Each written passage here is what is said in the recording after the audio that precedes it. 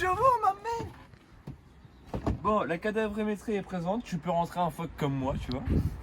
Bon, maintenant faut sortir. Ah. Bon. Alors aujourd'hui, présentation d'une Seat Ibiza, pas n'importe laquelle, c'est la mienne, voilà. C'est ma première voiture, une dinguerie, j'en suis tellement fier. Donc pour vous dire un peu l'état du véhicule, c'est une Seat Ibiza de 2011 avec un moteur TSI, petit TSI, 105 chevaux, boîte DSG7. Donc on va commencer par les dimensions du véhicule. Au niveau de la hauteur, elle fait 1m47. Donc c'est une citadine. Voilà, nombre de portes, il y en a 3. C'est un coupé, je suis trop content. Ah, ma titine. Alors, niveau de la longueur, elle fait 4,5 m, mais ça c'est pour une 5 portes. Alors, j'ai pas trouvé pour la 3 portes, donc je sais pas. Alors, au niveau du volume du coffre, c'est 292 litres. Bah, Cadavrémétrie quoi. cadavrémétrie, je rentre dans le coffre, tu vois. Je suis un peu plié, mais tranquille.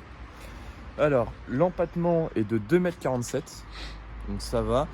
Alors, le poids à vide de ce véhicule est d'une tonne 90. Pour 105 chevaux, ça va.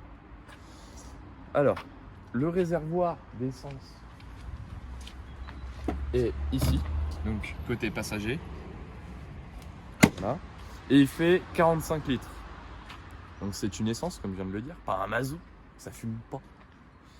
Donc en ville, ça consomme à peu près 7 litres au 100 km. Ça va. En consommation mixte, 5 litres 3. Et en consommation extra-urbaine, tout ce qui va être par exemple route de campagne, tout ça, ça va être aux alentours des 4 litres 4. Mais ça, c'est les données constructeurs. Donc au final, en ressenti, en urbain, on est plus que 6 litres. Sur autoroute, c'est pareil. Enfin, quand le propriétaire me l'a filé, lui, il fait beaucoup de... En fait, il vient du côté de Saint-Paul et il va jusqu'à Beauvais pour aller travailler. Donc lui, bon, après, il bourrine. Alors les gars, au niveau du moteur, c'est un 4 cylindres en ligne avec 4 soupapes. C'est une cylindrée de 1197. Voilà. Le 0 à 100 est effectué en 9 secondes 7, ce qui est vraiment pas mal. Elle a 6 chevaux fiscaux, ce qui est bien. Et on a 175 Nm de couple. Là, on a le liquide de freinage qui est ici. Ici, c'est pour le lave-glace. La batterie, le moteur, le filtre à air. Voilà. Donc c'est vraiment bien. Franchement, pour l'avoir essayé, ça marche fort. C'est une transmission avant. Ah, ça fait chier. Ah, c'est pas une propu. Au niveau de la face avant, sur le capot, on a 2 rainures qui sont de chaque côté. Voilà. On va descendre comme ça petit à petit. Au niveau des phares, on a les clignotants, les phares, les pleins phares et vous avez aussi des LED de jour. Donc tout ça c'est en ampoule. Donc voilà. Au niveau de la calandre, vous avez une partie chromée sur tout le contour avec le Seat en chromé. Ce qui est aussi bien, c'est que vous avez une bouche qui est là, une bouche d'aération avec un espèce de nid d'abeille style un peu Audi mais en moins stylé. Mais franchement c'est pas mal. Et là comme vous pouvez le voir en fait la bouche elle commence ici, la rainure se fait sur le pare-choc, redescend en bas et remonte vers l'autre côté. Voilà, ce qui fait que quand tu t'éloignes, t'es mal à beauté. Elle est pas belle la vie. Au niveau des jantes, c'est des jantes Seat en 15 pouces. Voilà, c'est du 185 par 60 par 15. Voilà, donc c'est des bons petits pneus, ça va. Alors, comme je vous l'ai dit, c'est un coupé, donc les portes sont juste gigantesques. Elles sont lourdes, mais d'un côté tu sens la portière. C'est pas comme les françaises où quand tu les claques, t'as l'impression que la portière elle va tomber. T'es déjà monté dans un capture ou pas? Non. La vie, j'en suis monté une fois, j'ai claqué la porte, j'ai cru qu'elle allait pas rester par terre. Donc comme je vous le disais, au niveau de l'intérieur, on a donc un volant qui est vraiment pas mal en cuir. Voilà, très joli. Vous avez le logo Seat avec des petits détails rouges, très sympathique. Il n'y a pas de bouton sur le volant et ça j'adore. Tu vois, parce que ça vieillit pas. Ensuite, là vous avez tout ce qui va être essuie-glace. Voilà, tout simplement. De l'autre côté, vous allez avoir tout ce qui va être pour les clignotants. Le régulateur de vitesse qui est ici, donc là c'est pour le mettre, là c'est pour le régler. Et là, par exemple, vous faites ça, ça le désactive. Et vous pouvez le réactiver après en faisant 7, comme ça. Et là, vous le désactivez complètement. Vous avez le Bluetooth, mais ça marche pas pour la musique. C'est con ça. Ouais. Un truc qui sert juste à ça de base. Non, c'est pour les coups de fil. Là, vous avez le Commodo, donc pour monter le son, pour le baisser. Là, c'est pour l'assistant vocal. Là, vous avez des boutons pour décrocher ou raccrocher. Là, vous avez des boutons pour décrocher. Non, c'est pas le même. Pour décrocher ou raccrocher. Là, c'est pour le changement de radio. Et en dessous, je sais pas. Voilà. Mais ça fait. C'est des trucs qu'on a chez Renault, ça. Il y avait des trucs comme ça chez Renault. Ici, vous avez le réglage des phares. Tout simplement. Donc là, ils sont éteints. Là, c'est en auto. Là, c'est les veilleuses. Là, c'est les phares. Si vous tirez comme ça, vous avez normalement les phares anti-brouillard qui s'allument. Voilà, voilà. C'est assez sympa. Tu t'es prêt pour qui?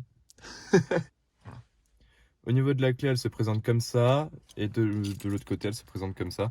Elle est légèrement abîmée, mais bon, c'est une occasion. On va démarrer. Premier coup, ouais. Elle est pas belle la vie. Il y a un launch control. Je sais pas c'est quoi. Le launch control, pour ceux qui savent pas, hein, comme les incultes qui filment la vidéo, vous mettez la boîte de vitesse. Donc là, regarde, film. La boîte de vitesse en sport. Voilà. Donc là, vous avez le parking, la marche arrière, le neutre, le drive. Là, quand vous décalez au niveau drive, c'est pour passer les vitesses vous-même. Et là, vous avez le mode sport. Et donc, pour faire un launch control, c'est bien simple. Je vais pas le faire, hein, mais en gros, pied sur le frein, pied gauche sur le frein, pied droit sur l'accélérateur. Déjà, tu sens que. Enfin bref, je vais pas le faire. Et en fait, au bout d'un certain tour, la voiture elle va s'arrêter. Donc, je crois que c'est 4000, plus de 4000 tours. Et vous lâchez le frein, et là, ça part. Voilà, c'est complètement débile, hein, mais c'est tarpin drôle. Des parents drift quoi. Non, parce que c'est une traction, frérot. Ah oui, c'est vrai. Donc voilà.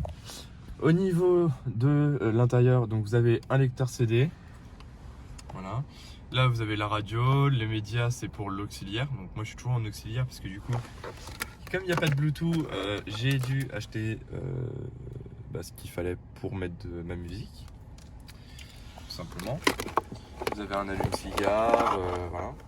Et là, vous avez une prise USB qui est par là.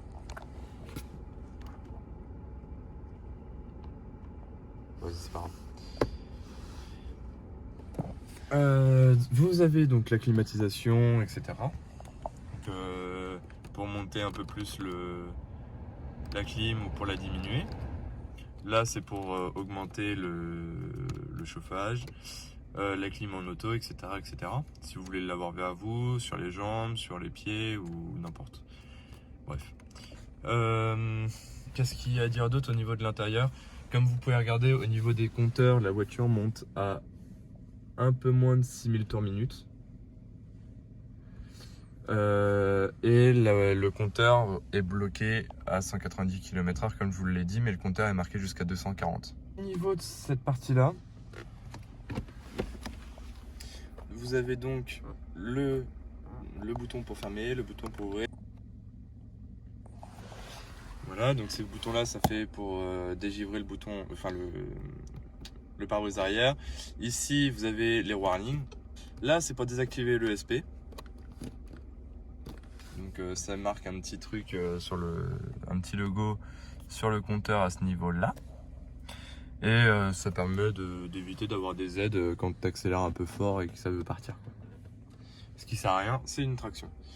Et le dernier bouton, c'est pour savoir à peu près si tes pneus sont dégonflés ou pas. Nous avions donc un intérieur tissu qui est très très bien conservé. Pour une voiture qui a 9 ans et 135 000 km. Là, vous avez donc un tissu un peu gris et là, un tissu un peu plus gris clair. Donc on est très bien assis, c'est des baquets qui sont assez... enfin des légers baquets, ça te maintient bien. Au niveau des places arrière,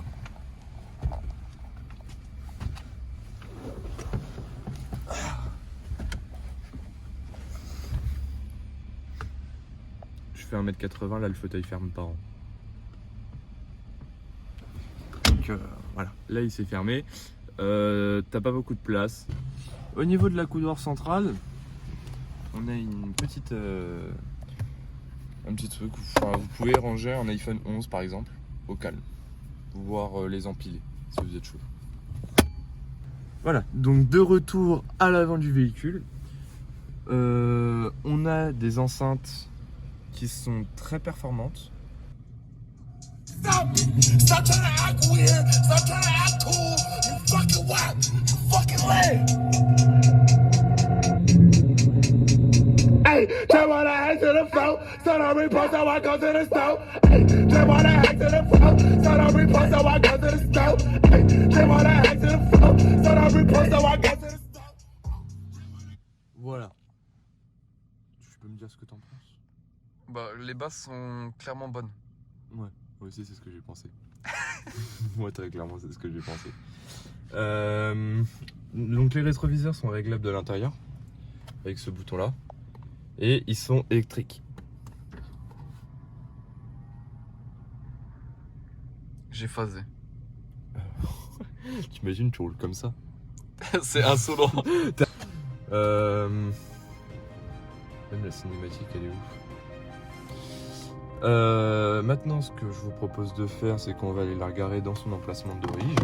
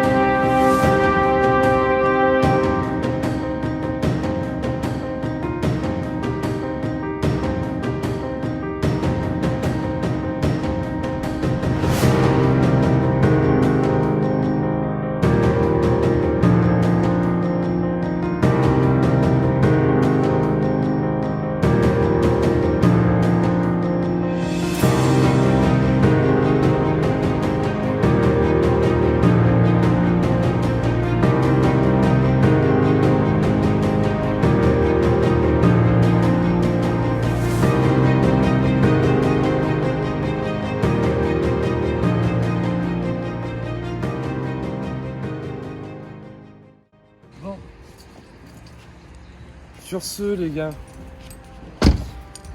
c'est la fin de cette vidéo. J'espère que la vidéo vous aura plu. Dites-moi en commentaire ce que vous avez pensé, ce que vous voulez que j'améliore.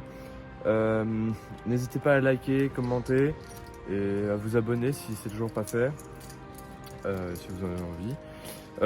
Si la vidéo vous a plu, il y a la vidéo sur la C4, il y a la vidéo sur la Caterham, il y a la vidéo sur la Aston Martin qui sont déjà sorties, sur la Porsche 911, 991 Black Edition.